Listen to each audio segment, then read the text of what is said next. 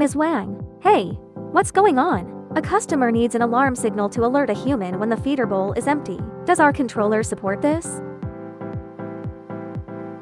This is easy to implement. Next, Ms. Wang will use this variable frequency intelligent controller for vibratory feeder, our SDVC34MR. Let me demonstrate how to implement the material shortage alarm function. Because our SDVC34MR is an automatic frequency modulating controller, it comes with a vibratory sensor by default. This sensor can perform both automatic frequency search and act as a material shortage alarm sensor. This eliminates the need for customers to purchase additional sensors, saving costs. First, we need to correctly connect the vibratory sensor and perform an automatic resonant frequency search. Once completed, connect the alarm light to the controller's D1 and D2 ports. At this point, press and hold the function and up or down buttons simultaneously.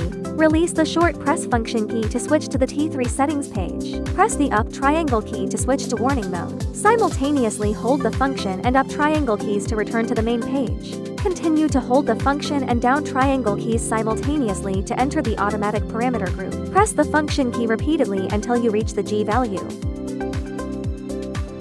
Now, turn on the controller and you'll see that the feeder bowl is low on material. When you think you can add material, observe the controller's real-time output voltage. The G value is 78.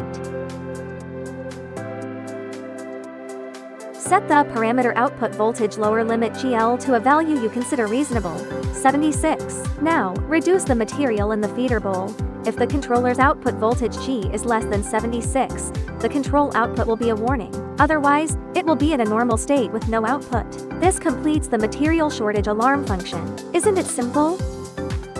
If you have any questions about using the controller, please comment on Ms. Wang. Ms. Wang will provide videos to answer each question.